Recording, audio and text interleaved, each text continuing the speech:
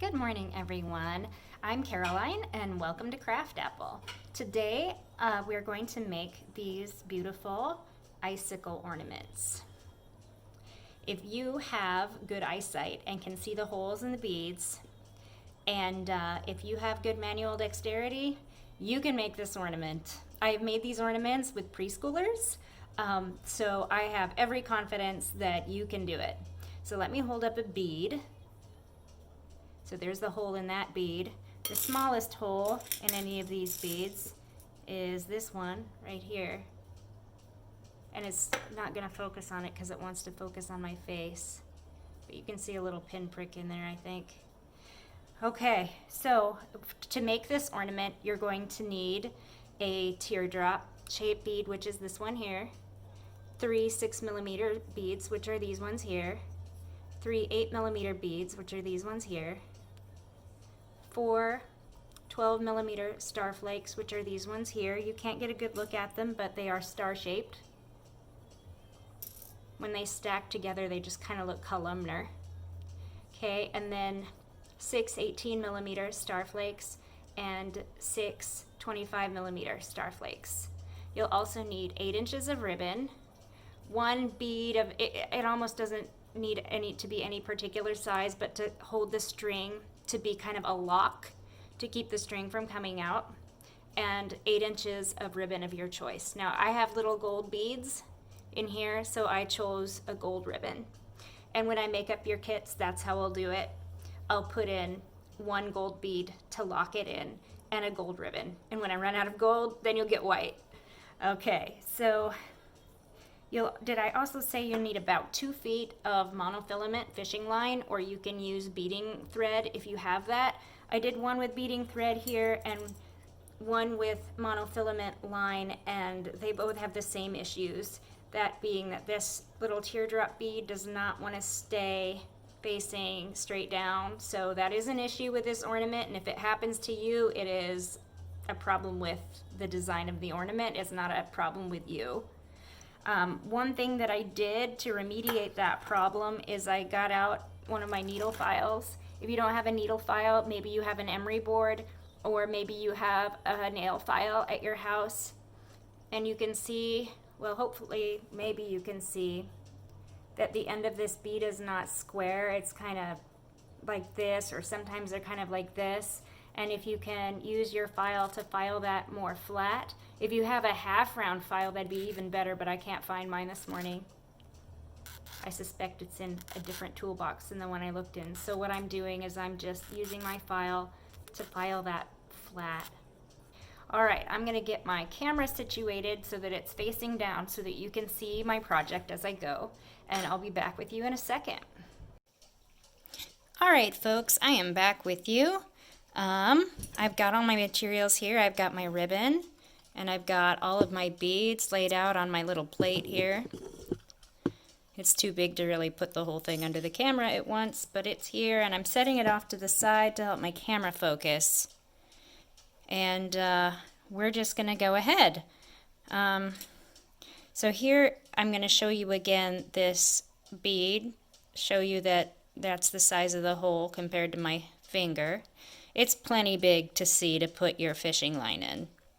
And here I'm going to show you, see that the end is a little bit kind of rounded. So I'm taking my file and I'm just going to file it flat. It's kind of hard to hold in my hand.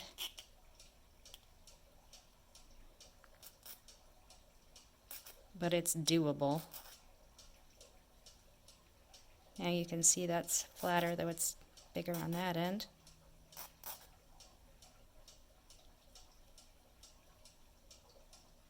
That's better. So again, if you have a nail file at home, you can probably manage this instead of going out and buying needle files at the hardware store or wherever. Anyway, the more flat and square you can make that, the better it's going to behave in your ornament. All right. So when I go to string my first bead, I'm going to pinch both ends of the fishing line between my thumb and forefinger because I don't want this bead to fall off. So I'm going to put it on just one side and let it fall down and grab these two together. I'm going to pretend that they're one string now. I'm going to string everything onto both of those. And if I have one end that's a little bit longer than the other, it's going to be a little bit easier to thread the beads on. So I'm right-handed, but I like to hold my work in my right hand and then put beads on with my left hand. So whatever's easier for you. And we're going to start at the tip of the snowflake and work our way back to the fat end. So we're going to put on our 3 6mm beads first. 1, 2, 3. And you can see I'm pinching my thumb and forefinger here to keep the beads from going, but they can go down. That's just a habit I'm in. I do a reasonable amount of beading. Now I'm going to put on my 8mm beads. There's 1. There's 2. There's 3. Let those fall down. Now I'm going to use my smallest starflakes, the 12mm ones. And there's 4 of those. 1, 2,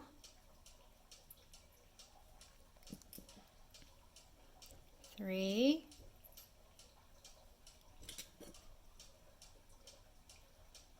4. And then I'm going to put on my medium-sized starflakes, which are the 18mm. 1,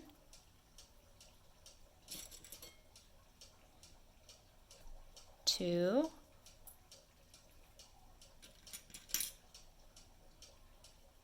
3,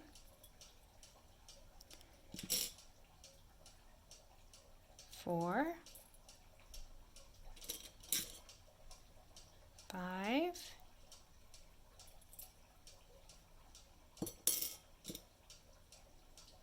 6, and then my 6 biggest starflakes, those are the 25mm ones. 1, and they can fall down. You don't have to hold them in your hand. I just do that because when I do other beading, sometimes it's important to not let them fall off the end, and I'm not going to tie off my string until the end. They make little springy holder thingies, but I don't have any.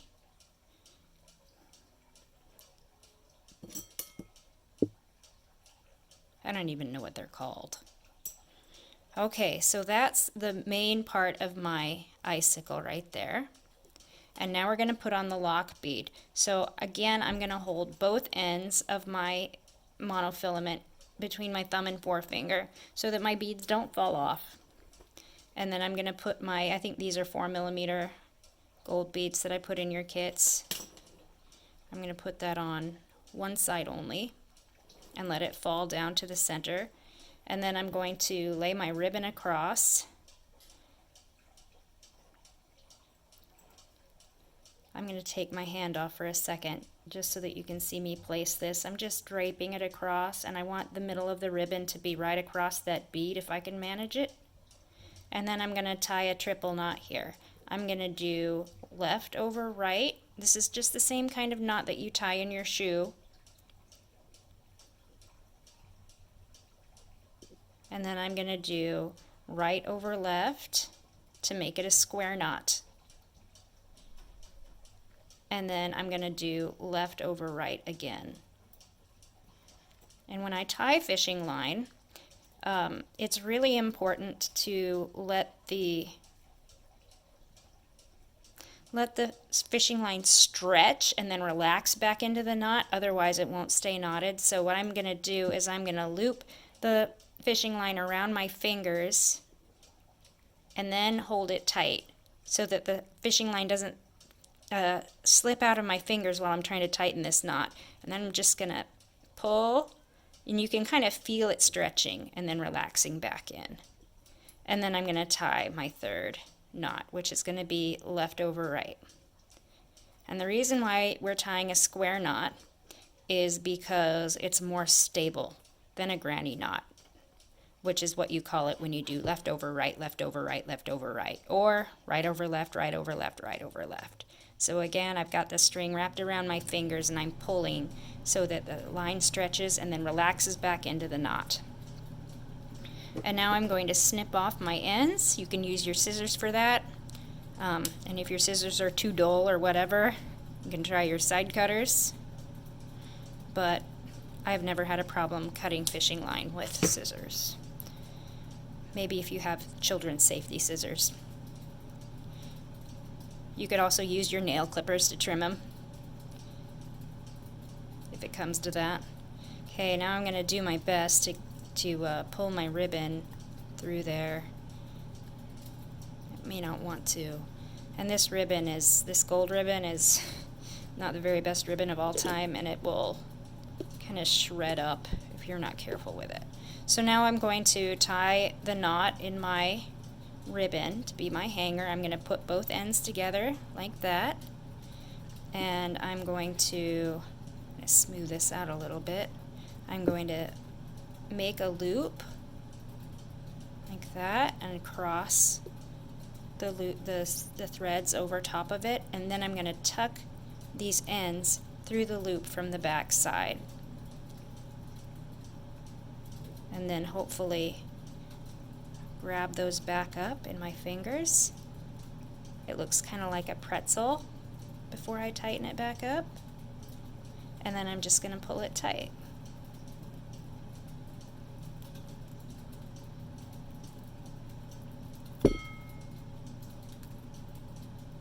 And there you have it. So you can see that my bead has gone sideways. I can pull on that and adjust it, and maybe it'll even stay. How about that? Alrighty folks, thank you for joining me today.